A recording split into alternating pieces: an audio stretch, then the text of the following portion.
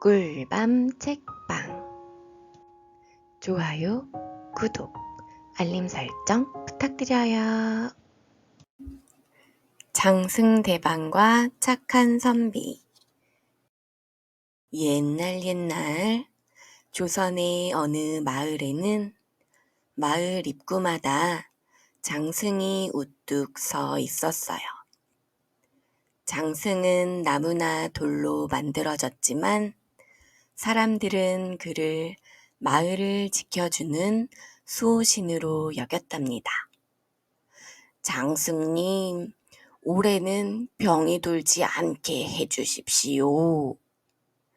장승님, 저희 아이 장가 잘 가게 해주십시오.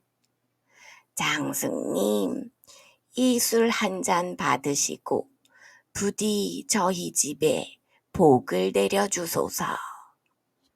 이렇듯 사람들은 장승에게 떡과 술을 바치며 비나 눈이 내려도 바람이 불어도 늘 두 손 모아 정성껏 빌었어요. 그만큼 장승은 마을 사람들의 마음속에 깊이 새겨진 존재였지요. 그런데 어느 봄날 오후 길끝에서 헐레벌떡 뛰어오는 한 나그네가 있었어요. 머리는 산발, 옷은 먼지투성이, 발엔 신도 없이 맨발에 집신 하나 겨우 걸쳐 있었지요. 이놈의 길은 왜 이렇게 질척거려? 흙탕물이 무릎까지 튀잖아. 나그네는 아침부터 비를 맞으며 먼 길을 오느라 기분이 잔뜩 상해 있었고 마침 마을 입구에 다다르자 길이 질척거리는 진창이 되어 있어 더 화가 났어요. 이런 마을에 장승 따위가 무슨 소용이야. 쓸모도 없구먼. 그러더니 그 나그네는 주변을 두리번거리다 마을 입구에 서 있던 장승 하나를 냅다 잡아 뽑았어요. 에잇, 이거나 밟고 건너가야겠다. 그리고는 그 장승을 진창 한가운데 푹 박아놓고 신발 대신 장승을 발판 삼아 흙탕물을 건너갔답니다. 그뿐만이 아니었어요. 장승을 밟고 건너간 뒤에도 다시 일으켜 세우지 않고 그대로 진창 속에 꽂힌 채 두고 가버렸어요. 장승은 어처구니가 없어 속으로 울부짖었어요. 이게 무슨 봉변이란 말인가? 내가 이 마을을 수십 년 지켜왔는데 어찌 나를 이렇게 밟고 가는가? 바람은 불고 비는 그쳤지만 장승은 진창 속에 얼굴을 박은 채 움직이지도 못한 채 하루를 보내야 했어요. 아, 내가 무슨 죄가 있느냐? 길이 질척거린 게 어찌 내 탓이더냐? 그렇게 해가 지고 밤이 되어 별들이 반짝이던 어느 순간 멀리서 또 다른 나그네 하나가 다가오고 있었어요. 이번 나그네는 갓을 쓰고 고운 두루마기를 입은 선비였답니다. 한 손엔 보자기, 한 손엔 지팡이, 발걸음은 느릿했지만 표정은 온화하고 눈빛은 선했지요.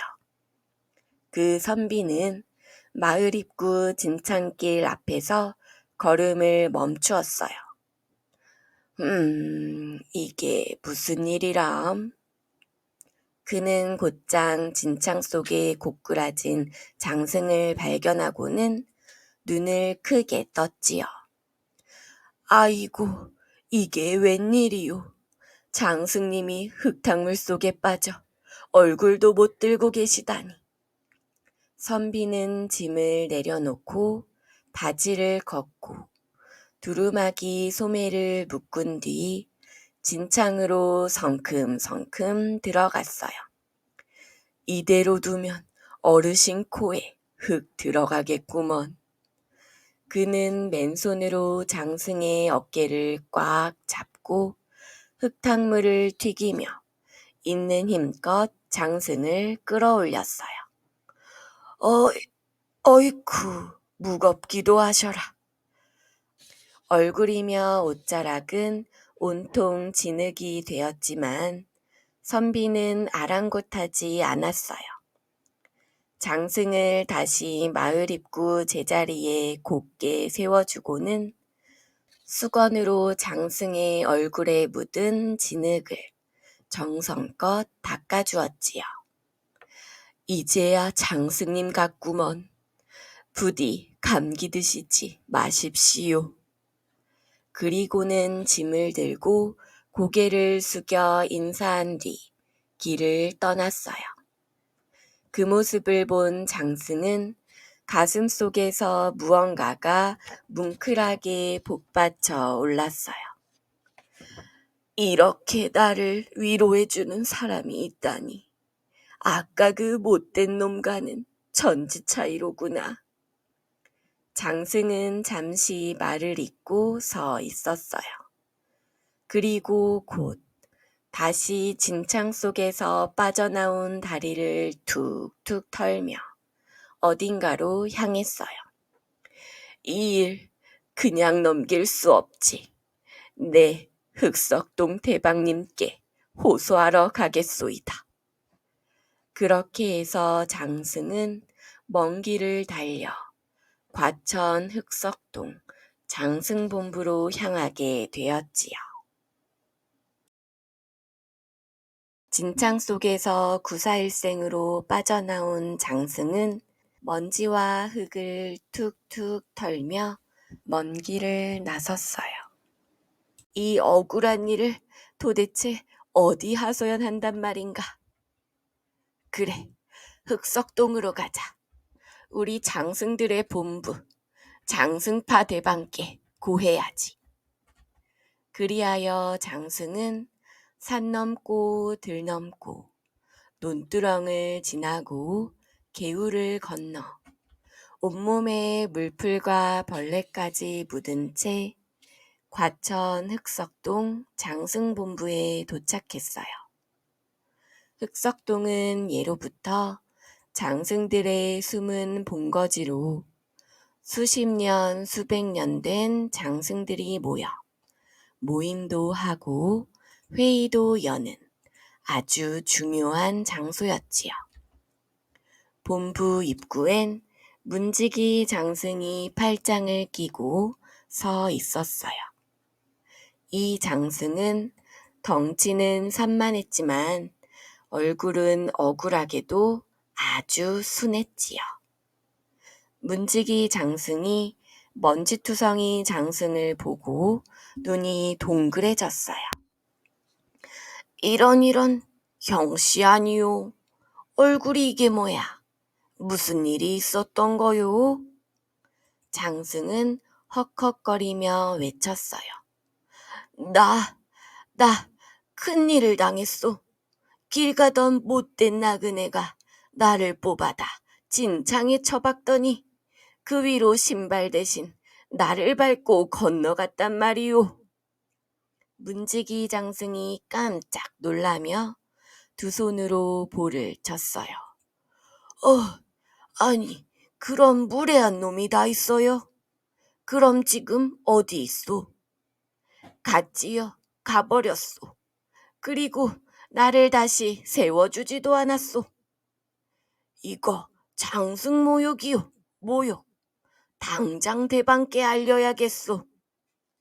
장승은 문지기와 함께 본부 안으로 들어갔어요. 본부 중앙에는 우뚝 서 있는 거대한 대방장승이 눈을 지그시 감고 회의 중이었지요. 장승들은 일렬로 둘러앉아 있고 각 지방 장승들이 자신의 마을 소식을 보고하던 참이었어요. 그때 진창 장승이 본부 안으로 뛰어들었지요. 대방님, 말씀 좀 올리겠나이다. 대방 장승이 눈을 뜨고는 의젓하게 물었어요. 무슨 일이요? 어쩌다 저리도 흑투성이가 되었소? 진창 장승은 장승답지 않게 눈물을 뚝뚝 흘리며 자초지종을 모두 고했어요. 아이고, 말도 마십시오.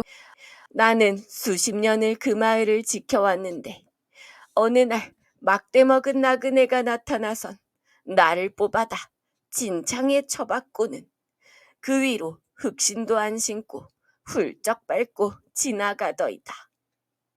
그럼 다시 세워줬소. 아니요, 그냥 가버렸지요. 나는 하루 종일 진창에 처박혀서 개구리와 눈 마주치며 있었소. 주변 장승들이 일제히 분노했어요. 이건 장승 모욕이다. 이대로 넘기면 장승 이름에 먹칠이야. 그 자를 혼쭐 내야지. 그때 진창 장승이 말을 이어갔어요. 그런데 말입니다. 그 뒤에 온 선비 한 사람이 제 몸이 더러워지는 걸 아랑곳하지 않고 바지를 걷고 진흙을 헤치고 들어와 날 다시 일으켜 세워주고 얼굴도 닦아줬어요. 받침도 다시 놓아주고 감기들라 하며 인사도 하고 떠났지요. 모든 장승이 조용해졌어요. 대방장승은 길게 한숨을 쉬고 고개를 끄덕였지요. 그 선비는 참으로 착한 이로구먼. 하지만 진창 장승은 손을 번쩍 들며 외쳤어요. 대방님, 그 못된 나그네 반드시 벌을 줘야 합니다. 장승을 뽑아다 밟았다니 이건 도리가 아니지 않습니까? 다른 장승들도 입을 모아 소리쳤어요. 벌 줘야 합니다. 탈이라도 내려야 합니다. 그러자 대방장승은 조용히 손을 들어 모두를 진정시켰어요. 얘들아, 들어라. 내가 그 나그네의 사주를 살펴보니 그 사람은 원래 그런 사람이다. 말도 안 통하고 벌을 내려도 그걸 운명이라 여기지도 않을 테니 소용이 없겠더구나. 진창 장승이 당황했어요. 그럼 그냥 넘기자는 말씀이십니까? 아니다. 그냥 넘기지는 않는다. 하지만 그 착한 선비는 우릴 일으켜준 덕에 운명의 애군이 걸려있더구나. 설마 그에게 탈을... 그래, 원래 못된 자에게 가야 할 재수가 좋은 자에게 잠시 스쳐가는 걸 액땜이라 하지 않느냐. 그에게 탈을 잠시 보내되 그 선비가 정성을 다해 우리를 섬기면 곧 복으로 바꾸어 줄 것이다. 진창 장승은 머뭇거리며 말했어요. 그 착한 분에게 그런 일이... 미안해도 어쩌겠느냐. 세상은 그런 법이란다. 하지만 내가 약속하지. 그가 탈을 벗어나면 그 몇 배의 복을 내리겠노라.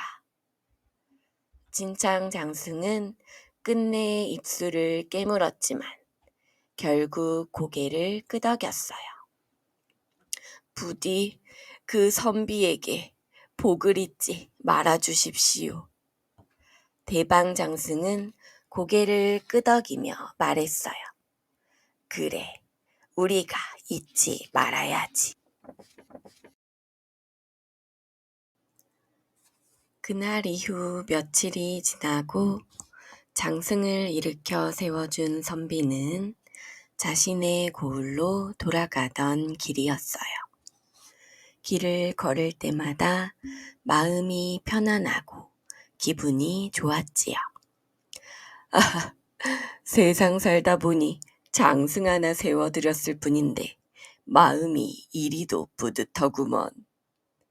그렇게 산을 넘고 강을 건너 집 가까운 고갯마루에 이르렀을 무렵이었어요. 갑자기 선비의 허리가 찌릿, 다리가 휘청, 눈앞이 핑 돌았답니다. 이거 왜 이러지? 어지럽고 속도 울렁거리니. 그날 밤부터 선비는 열이 펄펄 끓고 배가 콕콕 쑤시고 잠만 자면 머리 위에서 망치로 뚝뚝 두드리는 듯한 소리에 시달렸어요. 이게 무슨 일인고? 감기도 아니고 몸살도 아니고. 선비는 약방에 가서 약을 지어 먹고 이웃의 의원에게 침도 맞았지만 차도가 없었어요.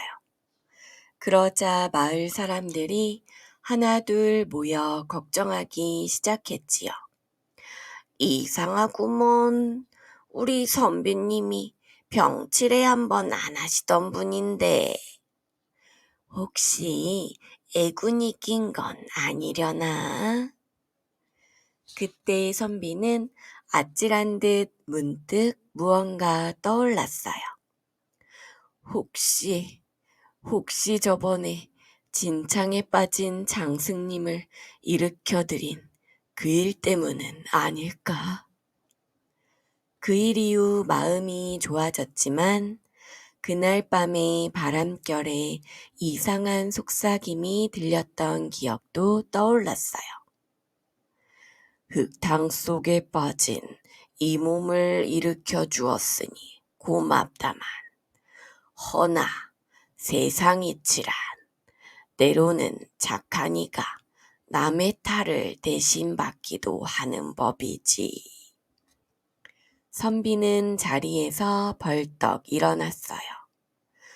그렇다면 지금 이 병은 액땜이란 말인가?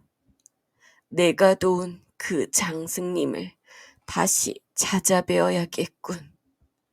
그리고는 부랴부랴 떡방아를 찢고 나물과 약초를 챙기고 옷고름을 여며 바리바리 제밥을 마련했지요. 장승님, 부디 노여움이 있거든 풀어주소서. 저는 그저 도리에 따라 도와드린 것뿐이니. 그렇게 선비는 다시 그 마을로 향했어요. 마을에 도착하자 해가 기울고 노을이 붉게 물들었어요. 그 진창길, 그 장승은 여전히 말없이 서 있었지요.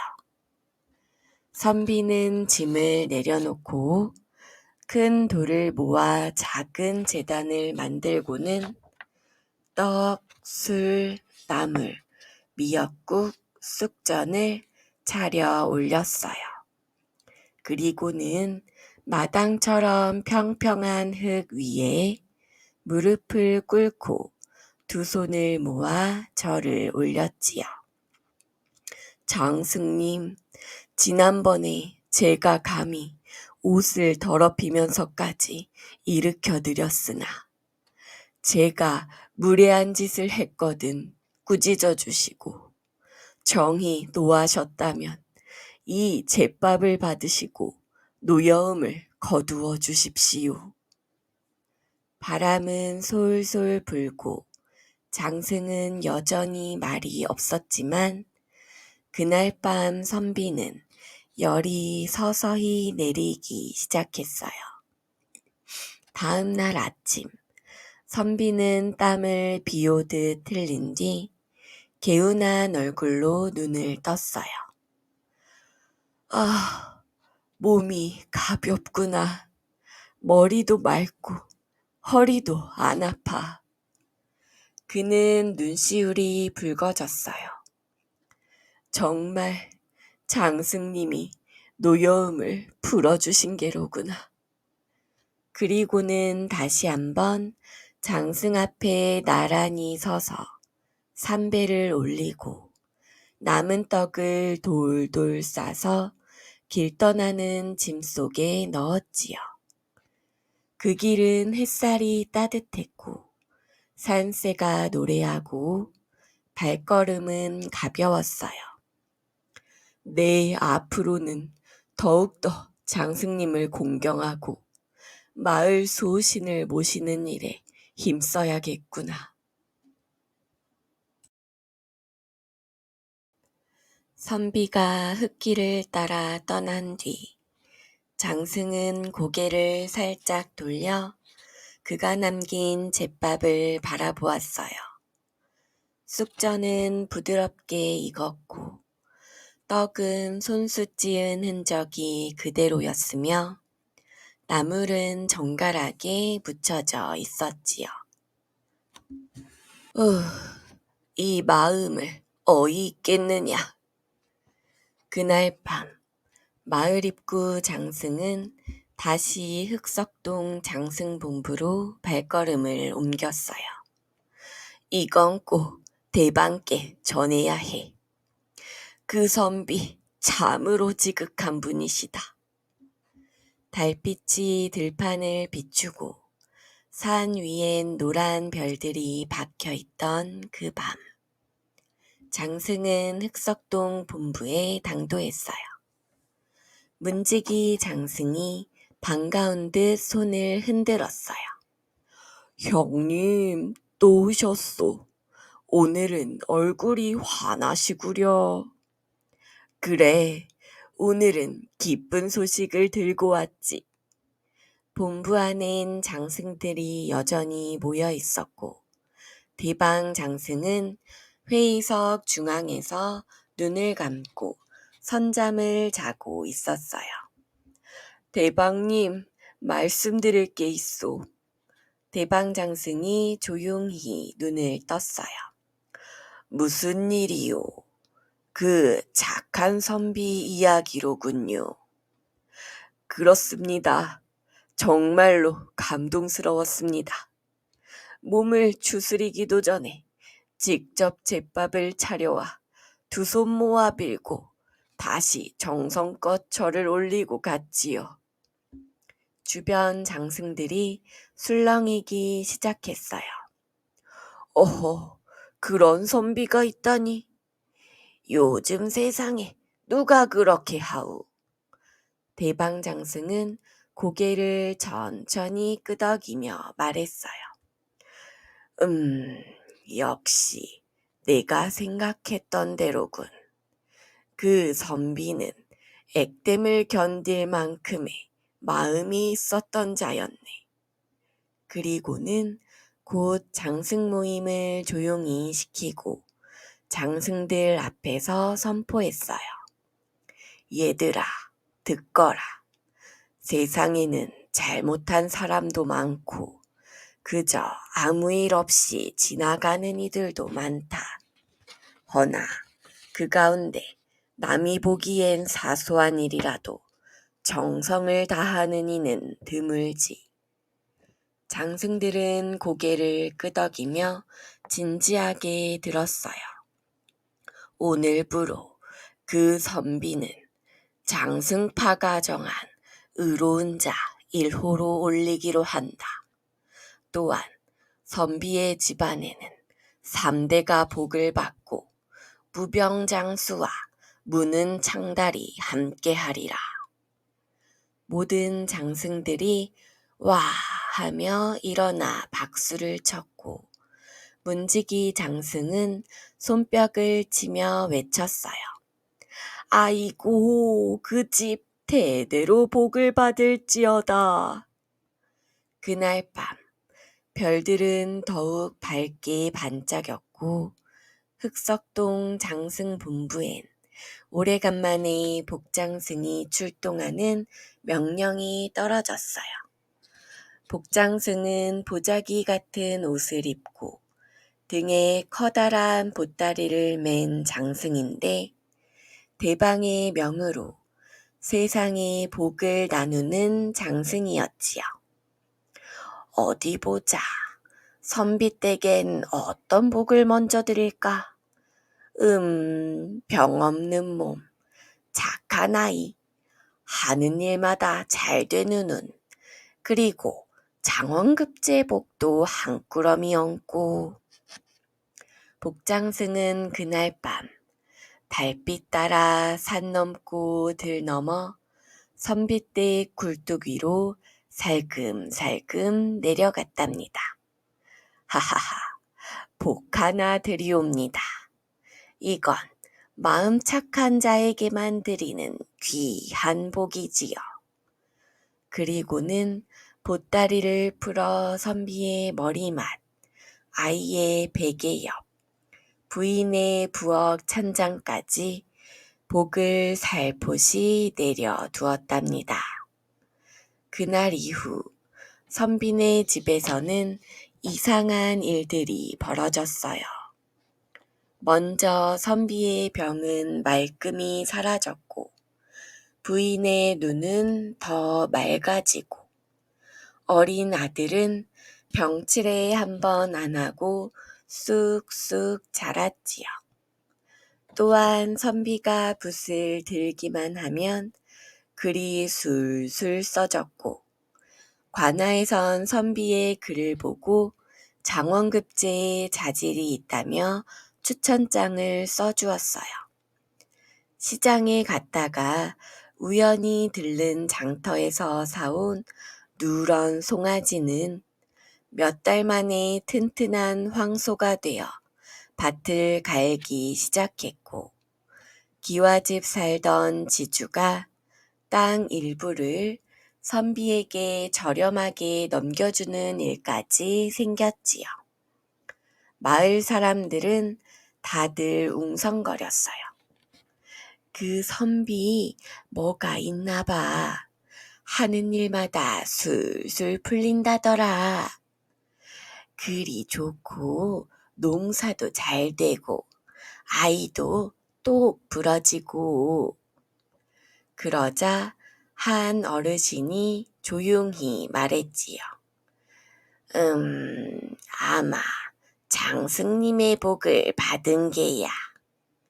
듣자하니 장승을 도왔다가 액땜도 하고 정성껏 제밥도 드렸다고 하더구먼. 그 소문은 산을 넘어 고을 너머까지 퍼져 나갔답니다.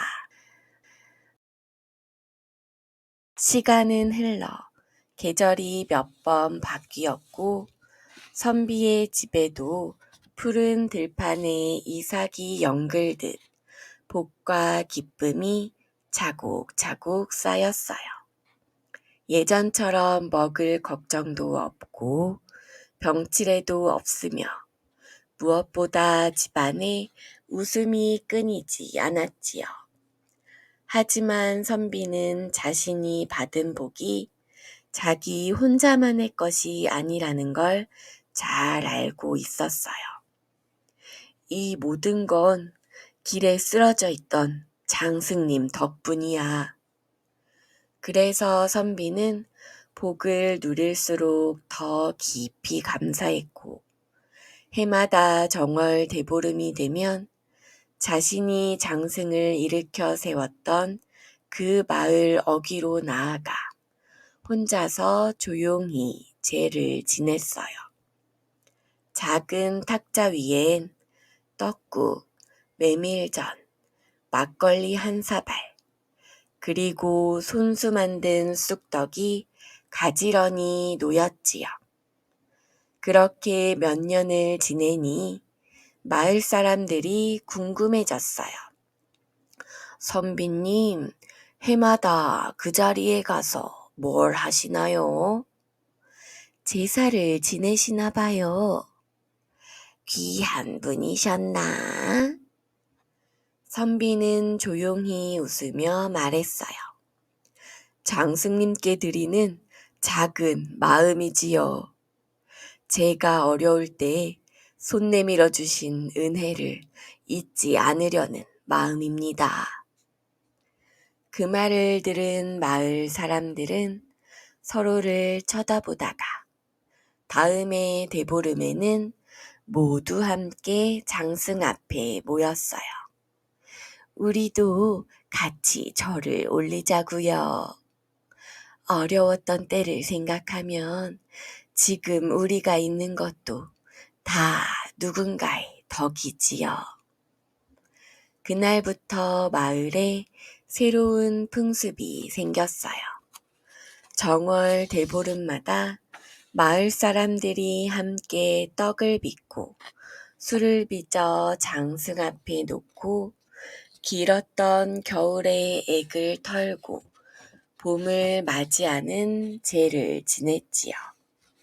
그 이름하여 장승제. 선비는 제마다 가장 먼저 절을 했고 아이들은 뒤이어 두 손 모아 절을 했어요. 그리고 제 끝에는 항상 이런 말을 덧붙였답니다. 장승님, 언제나 마을을 지켜주셔서 감사합니다. 우리 마음을 받아주세요. 이런 마음이 모여서일까요? 그 마을은 이후로도 큰 재앙 한 번 없이 해마다 풍년이 들고 마을 사람들 모두 화목하게 살았어요. 아이들이 무럭무럭 자라 배움과 효심이 깊은 어른이 되었고 그 어른들이 다시 장승을 공경하는 마음을 다음 세대에 물려주었지요. 그렇게 세월이 흐르고 선비는 백발이 되어도 아침마다 문 밖을 나설 때면 마을어기 장승을 향해 가볍게 인사를 올렸어요. 오늘도 지켜주십시오. 그리고 복 많이 나눠주십시오. 장승은 늘 그 자리에 서서 선비를 조용히 내려다보며 속으로 웃음을 머금었어요. 그래, 네 마음 내가 안다. 그 고마운 마음 절대 잊지 않지. 선비는 나이 들며 자식들을 잘 키워냈고 손자들에게도 말했어요. 길을 걷다가 어려움에 처한 것을 보면 그냥 지나치지 말거라. 사람이든 장승이든 풀 한 폭이든 도움이 필요한 것엔 손을 내밀어야 한다. 그 손이 언젠가 너를 살릴 테니 말이다. 손자들도 고개를 끄덕이며 대답했어요. 네, 할아버지. 우리도 착한 마음으로 살아갈게요. 그리하여 언제부터인지 모르지만 그 마을 이름은 사람들 사이에 이렇게 불리게 되었어요. 장승이 복을 내려주는 마을. 그 마을엔 지금도 정월 대보름이면 장승 앞에 떡과 막걸리가 놓이고 아이들이 밝게 웃으며 복을 빌고 있어요. 그리고 바람이 스치고 나면 장승은 모르게 살짝 미소를 짓지요. 고맙다 선비야. 네 덕분에 사람들의 마음이 밝아졌구나. 장승대방과 착한 선비. 옛날 조선의 어느 마을에는 마을 입구마다 장승이 우뚝 서 있었어요. 장승은 나무나 돌로 만들어졌지만 사람들은 그를 마을을 지켜주는 수호신으로 여겼답니다. 장승님, 올해는 병이 돌지 않게 해주십시오. 장승님, 저희 아이 장가 잘 가게 해주십시오.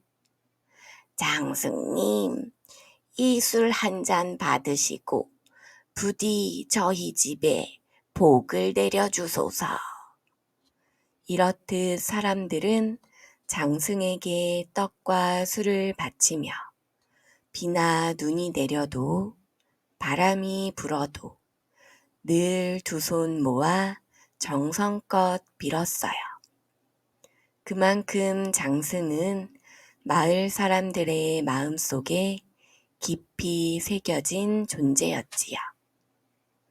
그런데 어느 봄날 오후 길끝에서 헐레벌떡 뛰어오는 한 나그네가 있었어요. 머리는 산발, 옷은 먼지투성이, 발엔 신도 없이 맨발에 집신 하나 겨우 걸쳐 있었지요. 이놈의 길은 왜 이렇게 질척거려? 흙탕물이 무릎까지 튀잖아. 나그네는 아침부터 비를 맞으며 먼 길을 오느라 기분이 잔뜩 상해 있었고 마침 마을 입구에 다다르자 길이 질척거리는 진창이 되어 있어 더 화가 났어요. 이런 마을에 장승 따위가 무슨 소용이야. 쓸모도 없구먼. 그러더니 그 나그네는 주변을 두리번거리다 마을 입구에 서 있던 장승 하나를 냅다 잡아 뽑았어요. 에잇, 이거나 밟고 건너가야겠다. 그리고는 그 장승을 진창 한가운데 푹 박아놓고 신발 대신 장승을 발판 삼아 흙탕물을 건너갔답니다. 그뿐만이 아니었어요. 장승을 밟고 건너간 뒤에도 다시 일으켜 세우지 않고 그대로 진창 속에 꽂힌 채 두고 가버렸어요. 장승은 어처구니가 없어 속으로 울부짖었어요. 이런, 이게 무슨 봉변이란 말인가? 내가 이 마을을 수십 년 지켜왔는데 어찌 나를 이렇게 밟고 가는가? 바람은 불고 비는 그쳤지만 장승은 진창 속에 얼굴을 박은 채 움직이지도 못한 채 하루를 보내야 했어요. 아, 내가 무슨 죄가 있느냐? 길이 질척거린 게 어찌 내 탓이더냐? 그렇게 해가 지고 밤이 되어 별들이 반짝이던 어느 순간 멀리서 또 다른 나그네 하나가 다가오고 있었어요.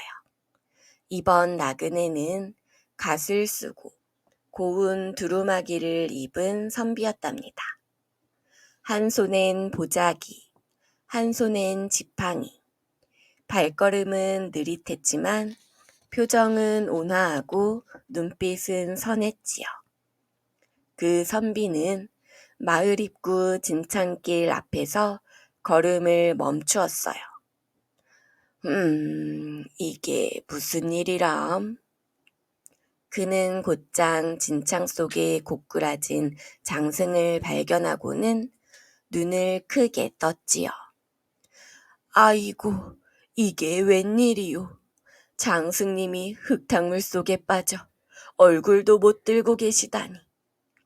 선비는 짐을 내려놓고 바지를 걷고 두루마기 소매를 묶은 뒤 진창으로 성큼성큼 들어갔어요. 이대로 두면 어르신 코에 흙 들어가겠구먼. 그는 맨손으로 장승의 어깨를 꽉 잡고 흙탕물을 튀기며 있는 힘껏 장승을 끌어올렸어요. 어이쿠, 무겁기도 하셔라. 얼굴이며 옷자락은 온통 진흙이 되었지만 선비는 아랑곳하지 않았어요. 장승을 다시 마을 입구 제자리에 곧게 세워주고는 수건으로 장승의 얼굴에 묻은 진흙을 정성껏 닦아주었지요. 이제야 장승님 같구먼. 부디 감기 드시지 마십시오. 그리고는 짐을 들고 고개를 숙여 인사한 뒤 길을 떠났어요. 그 모습을 본 장승은 가슴 속에서 무언가가 뭉클하게 복받쳐 올랐어요. 이렇게 나를 위로해주는 사람이 있다니. 아까 그 못된 놈과는 천지 차이로구나. 장승은 잠시 말을 잇고 서 있었어요. 그리고 곧 다시 진창 속에서 빠져나온 다리를 툭툭 털며 어딘가로 향했어요. 이 일 그냥 넘길 수 없지. 네, 흑석동 대방님께 호소하러 가겠소이다. 그렇게 해서 장승은 먼 길을 달려 과천 흑석동 장승본부로 향하게 되었지요. 진창 속에서 구사일생으로 빠져나온 장승은 먼지와 흙을 툭툭 털며 먼 길을 나섰어요. 이 억울한 일을 도대체 어디 하소연한단 말인가? 그래, 흑석동으로 가자. 우리 장승들의 본부, 장승파 대방께 고해야지. 그리하여 장승은 산 넘고 들 넘고 논두렁을 지나고 개울을 건너 온몸에 물풀과 벌레까지 묻은 채 과천 흑석동 장승본부에 도착했어요. 흑석동은 예로부터 장승들의 숨은 본거지로 수십 년, 수백 년 된 장승들이 모여 모임도 하고 회의도 여는 아주 중요한 장소였지요. 본부 입구엔 문지기 장승이 팔짱을 끼고 서 있었어요. 이 장승은 덩치는 산만했지만 얼굴은 억울하게도 아주 순했지요. 문지기 장승이 먼지투성이 장승을 보고 눈이 동그래졌어요. 이런 형씨 아니요. 얼굴이 이게 뭐야? 무슨 일이 있었던 거요? 장승은 헉헉거리며 외쳤어요. 나 큰일을 당했소. 길 가던 못된 나그네가 나를 뽑아다 진창에 처박더니 그 위로 신발 대신 나를 밟고 건너갔단 말이오. 문지기 장승이 깜짝 놀라며 두 손으로 볼을 쳤어요. 아니, 그런 무례한 놈이 다 있어요? 그럼 지금 어디 있소? 갔지요. 가버렸소. 그리고 나를 다시 세워주지도 않았소. 이거 장승 모욕이요. 모욕. 당장 대방께 알려야겠소. 장승은 문지기와 함께 본부 안으로 들어갔어요. 본부 중앙에는 우뚝 서 있는 거대한 대방장승이 눈을 지그시 감고 회의 중이었지요. 장승들은 일렬로 둘러앉아 있고 각 지방 장승들이 자신의 마을 소식을 보고하던 참이었어요. 그때 진창 장승이 본부 안으로 뛰어들었지요. 대방님, 말씀 좀 올리겠나이다. 대방 장승이 눈을 뜨고는 의젓하게 물었어요. 무슨 일이요? 어쩌다 저리도 흙투성이가 되었소. 진창장승은 장승답지 않게 눈물을 뚝뚝 흘리며 자초지종을 모두 고했어요. 아이고, 말도 마십시오. 나는 수십 년을 그 마을을 지켜왔는데 어느 날 막대먹은 나그네가 나타나선 나를 뽑아다 진창에 쳐박고는 그 위로 흑신도 안 신고 훌쩍 밟고 지나가더이다. 그럼 다시 세워줬소. 아니요, 그냥 가버렸지요. 나는 하루 종일 진창에 처박혀서 개구리와 눈 마주치며 있었소. 주변 장승들이 일제히 분노했어요. 이건 장승 모욕이다. 이대로 넘기면 장승 이름에 먹칠이야. 그자를 혼쭐 내야지. 그때 진창 장승이 말을 이어갔어요. 그런데 말입니다. 그 뒤에 온 선비 한 사람이 제 몸이 더러워지는 걸 아랑곳하지 않고 바지를 걷고 진흙을 헤치고 들어와 날 다시 일으켜 세워주고 얼굴도 닦아줬어요. 받침도 다시 놓아주고 감기들라 하며 인사도 하고 떠났지요. 모든 장승이 조용해졌어요. 대방장승은 길게 한숨을 쉬고 고개를 끄덕였지요. 그 선비는 참으로 착한 이로구먼. 하지만 진창 장승은 손을 번쩍 들며 외쳤어요. 대방님, 그 못된 나그네 반드시 벌을 줘야 합니다. 장승을 뽑아다 밟았다니 이건 도리가 아니지 않습니까? 다른 장승들도 입을 모아 소리쳤어요. 벌 줘야 합니다. 탈이라도 내려야 합니다. 그러자 대방장승은 조용히 손을 들어 모두를 진정시켰어요. 얘들아, 들어라. 내가 그 나그네의 사주를 살펴보니 그 사람은 원래 그런 사람이다. 말도 안 통하고 벌을 내려도 그걸 운명이라 여기지도 않을 테니 소용이 없겠더구나. 진창 장승이 당황했어요. 그럼 그냥 넘기자는 말씀이십니까? 아니다. 그냥 넘기지는 않는다. 하지만 그 착한 선비는 우릴 일으켜준 덕에 운명의 애군이 걸려있더구나. 설마 그에게 탈을... 그래, 원래 못된 자에게 가야 할 재수가 좋은 자에게 잠시 스쳐가는 걸 액땜이라 하지 않느냐. 그에게 탈을 잠시 보내되 그 선비가 정성을 다해 우리를 섬기면 곧 복으로 바꾸어 줄 것이다. 진창 장승은 머뭇거리며 말했어요. 그 착한 분에게 그런 일이... 미안해도 어쩌겠느냐. 세상은 그런 법이란다. 하지만 내가 약속하지.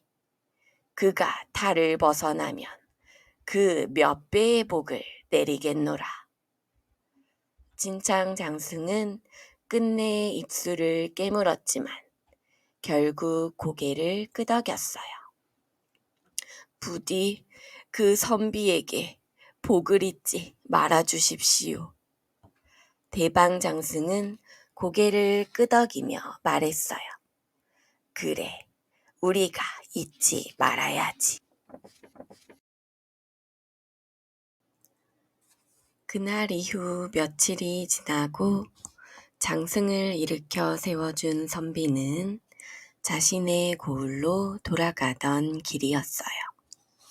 길을 걸을 때마다 마음이 편안하고 기분이 좋았지요.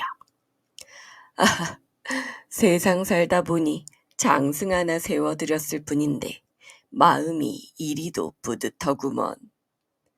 그렇게 산을 넘고 강을 건너 집 가까운 고갯마루에 이르렀을 무렵이었어요. 갑자기 선비의 허리가 찌릿, 다리가 휘청, 눈앞이 핑 돌았답니다. 이거 왜 이러지?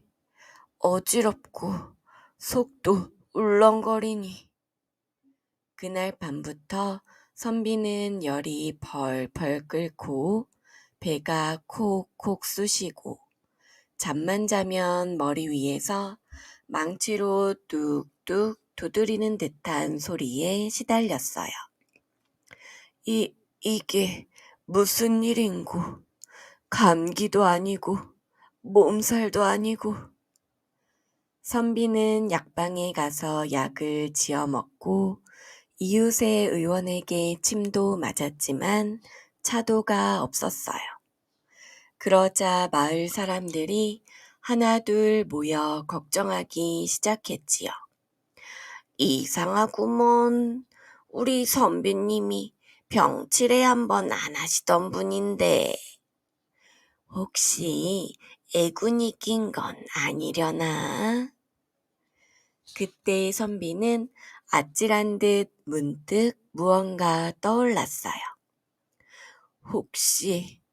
혹시 저번에 진창에 빠진 장승님을 일으켜드린 그 일 때문은 아닐까?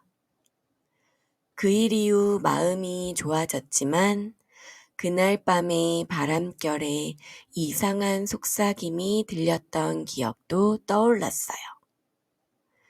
흙탕 속에 빠진 이 몸을 일으켜 주었으니 고맙다만 허나 세상이치란 때로는 착한 이가 남의 탈을 대신 받기도 하는 법이지. 선비는 자리에서 벌떡 일어났어요. 그렇다면 지금 이 병은 액땜이란 말인가? 내가 도운 그 장승님을 다시 찾아뵈어야겠군. 그리고는 부랴부랴 떡방아를 찢고 나물과 약초를 챙기고 옷고름을 여며 바리바리 제밥을 마련했지요. 장승님, 부디 노여움이 있거든 풀어주소서.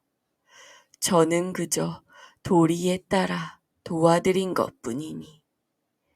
그렇게 선비는 다시 그 마을로 향했어요.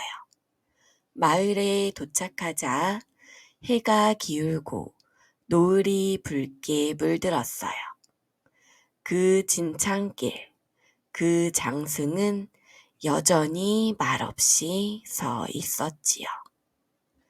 선비는 짐을 내려놓고 큰 돌을 모아 작은 제단을 만들고는 떡, 술, 나물, 미역국, 쑥전을 차려 올렸어요.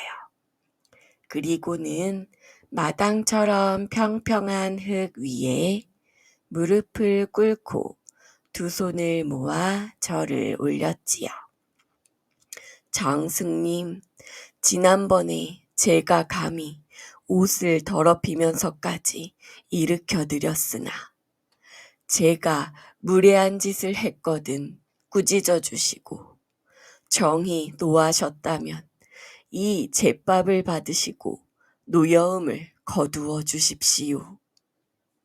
바람은 솔솔 불고 장승은 여전히 말이 없었지만 그날 밤 선비는 열이 서서히 내리기 시작했어요. 다음 날 아침 선비는 땀을 비오듯 흘린 뒤 개운한 얼굴로 눈을 떴어요. 몸이 가볍구나. 머리도 맑고 허리도 안 아파. 그는 눈시울이 붉어졌어요. 정말 장승님이 노여움을 풀어주신 게로구나. 그리고는 다시 한번 장승 앞에 나란히 서서 삼배를 올리고 남은 떡을 돌돌 싸서 길 떠나는 짐 속에 넣었지요. 그 길은 햇살이 따뜻했고 산새가 노래하고 발걸음은 가벼웠어요.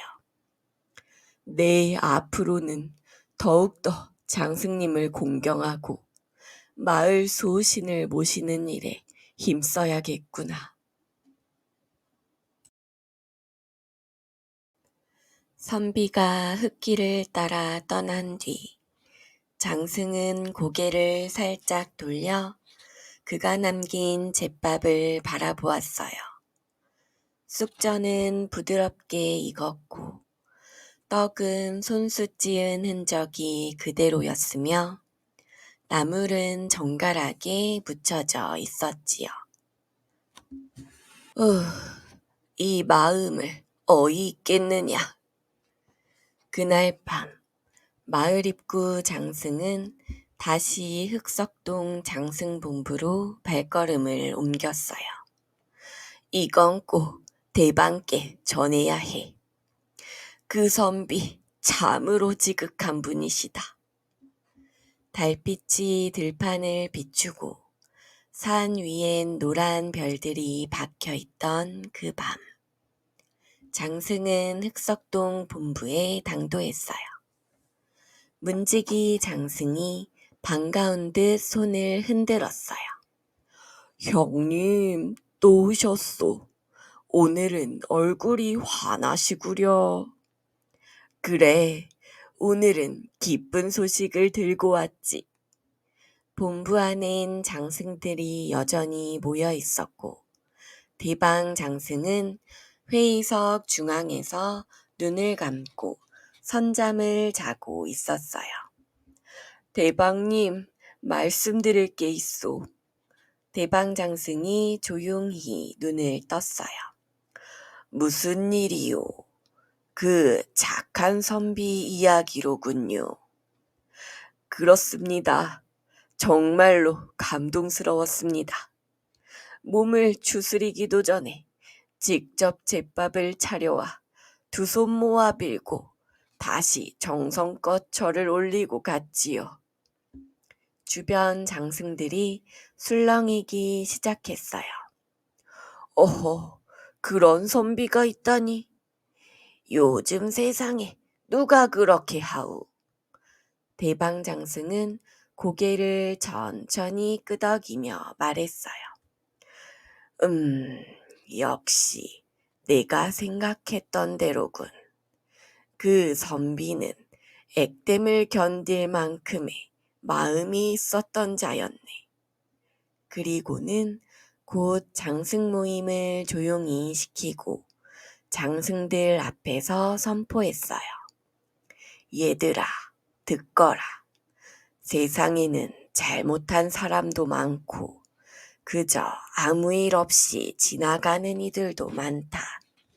허나 그 가운데 남이 보기엔 사소한 일이라도 정성을 다하는 이는 드물지. 장승들은 고개를 끄덕이며 진지하게 들었어요. 오늘부로 그 선비는 장승파가 정한 의로운 자 1호로 올리기로 한다. 또한 선비의 집안에는 3대가 복을 받고 무병장수와 무는 창달이 함께하리라. 모든 장승들이 와 하며 일어나 박수를 쳤고 문지기 장승은 손뼉을 치며 외쳤어요. 아이고, 그 집 대대로 복을 받을지어다.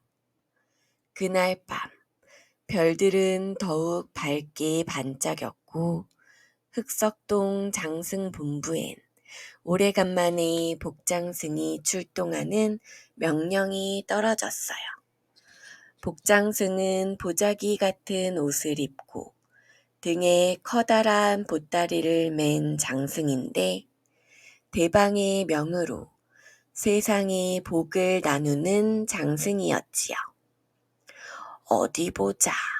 선비 댁엔 어떤 복을 먼저 드릴까? 병 없는 몸, 착한 아이, 하는 일마다 잘 되는 운, 그리고 장원급제 복도 한 꾸러미 얹고. 복장승은 그날 밤 달빛 따라 산 넘고 들 넘어 선비댁 굴뚝 위로 살금살금 내려갔답니다. 하하하, 복 하나 드리옵니다. 이건 마음 착한 자에게만 드리는 귀한 복이지요. 그리고는 보따리를 풀어 선비의 머리맡, 아이의 베개 옆, 부인의 부엌 찬장까지 복을 살포시 내려 두었답니다. 그날 이후 선비네 집에서는 이상한 일들이 벌어졌어요. 먼저 선비의 병은 말끔히 사라졌고 부인의 눈은 더 맑아지고 어린 아들은 병치레 한 번 안 하고 쑥쑥 자랐지요. 또한 선비가 붓을 들기만 하면 글이 술술 써졌고 관아에선 선비의 글을 보고 장원급제에 자질이 있다며 추천장을 써주었어요. 시장에 갔다가 우연히 들른 장터에서 사온 누런 송아지는 몇 달 만에 튼튼한 황소가 되어 밭을 갈기 시작했고 기와집 살던 지주가 땅 일부를 선비에게 저렴하게 넘겨주는 일까지 생겼지요. 마을 사람들은 다들 웅성거렸어요. 그 선비 뭐가 있나 봐. 하는 일마다 술술 풀린다더라. 글이 좋고 농사도 잘 되고 아이도 똑 부러지고. 그러자 한 어르신이 조용히 말했지요. 아마 장승님의 복을 받은 게야. 듣자하니 장승을 도왔다가 액땜도 하고 정성껏 제밥도 드렸다고 하더구먼. 그 소문은 산을 넘어 고을 너머까지 퍼져 나갔답니다. 시간은 흘러 계절이 몇 번 바뀌었고 선비의 집에도 푸른 들판에 이삭이 연글듯 복과 기쁨이 차곡차곡 쌓였어요. 예전처럼 먹을 걱정도 없고 병치레도 없으며 무엇보다 집안에 웃음이 끊이지 않았지요. 하지만 선비는 자신이 받은 복이 자기 혼자만의 것이 아니라는 걸 잘 알고 있었어요. 이 모든 건 길에 쓰러져 있던 장승님 덕분이야. 그래서 선비는 복을 누릴수록 더 깊이 감사했고 해마다 정월 대보름이 되면 자신이 장승을 일으켜 세웠던 그 마을 어귀로 나아가 혼자서 조용히 제를 지냈어요. 작은 탁자 위엔 떡국, 메밀전, 막걸리 한 사발, 그리고 손수 만든 쑥떡이 가지런히 놓였지요. 그렇게 몇 년을 지내니 마을 사람들이 궁금해졌어요. 선비님, 해마다 그 자리에 가서 뭘 하시나요? 제사를 지내시나 봐요. 귀한 분이셨나? 선비는 조용히 웃으며 말했어요. 장승님께 드리는 작은 마음이지요. 제가 어려울 때 손 내밀어 주신 은혜를 잊지 않으려는 마음입니다. 그 말을 들은 마을 사람들은 서로를 쳐다보다가 다음해 대보름에는 모두 함께 장승 앞에 모였어요. 우리도 같이 절을 올리자고요. 어려웠던 때를 생각하면 지금 우리가 있는 것도 다 누군가의 덕이지요. 그날부터 마을에 새로운 풍습이 생겼어요. 정월 대보름마다 마을 사람들이 함께 떡을 빚고 술을 빚어 장승 앞에 놓고 길었던 겨울의 액을 털고 봄을 맞이하는 제를 지냈지요. 그 이름하여 장승제. 선비는 제마다 가장 먼저 절을 했고 아이들은 뒤이어 두 손 모아 절을 했어요. 그리고 제 끝에는 항상 이런 말을 덧붙였답니다. 장승님, 언제나 마을을 지켜주셔서 감사합니다. 우리 마음을 받아주세요. 이런 마음이 모여서일까요? 그 마을은 이후로도 큰 재앙 한 번 없이 해마다 풍년이 들고 마을 사람들 모두 화목하게 살았어요. 아이들이 무럭무럭 자라 배움과 효심이 깊은 어른이 되었고 그 어른들이 다시 장승을 공경하는 마음을 다음 세대에 물려주었지요. 그렇게 세월이 흐르고 선비는 100발이 되어도 아침마다 문 밖을 나설 때면 마을어기 장승을 향해 가볍게 인사를 올렸어요. 오늘도 지켜주십시오. 그리고 복 많이 나눠주십시오. 장승은 늘 그 자리에 서서 선비를 조용히 내려다보며 속으로 웃음을 머금었어요. 그래, 네 마음 내가 안다. 그 고마운 마음 절대 잊지 않지. 선비는 나이 들며 자식들을 잘 키워냈고 손자들에게도 말했어요. 길을 걷다가 어려움에 처한 것을 보면 그냥 지나치지 말거라. 사람이든 장승이든 불 한 폭이든 도움이 필요한 것엔 손을 내밀어야 한다.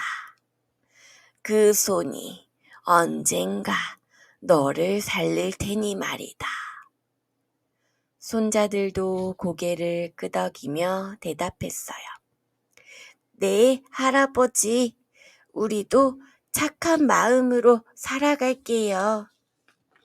그리하여 언제부터인지 모르지만 그 마을 이름은 사람들 사이에 이렇게 불리게 되었어요. 장승이 복을 내려주는 마을. 그 마을엔 지금도 정월 대보름이면 장승 앞에 떡과 막걸리가 놓이고 아이들이 밝게 웃으며 복을 빌고 있어요. 그리고 바람이 스치고 나면 장승은 모르게 살짝 미소를 짓지요. 고맙다 선비야. 네 덕분에 사람들의 마음이 밝아졌구나.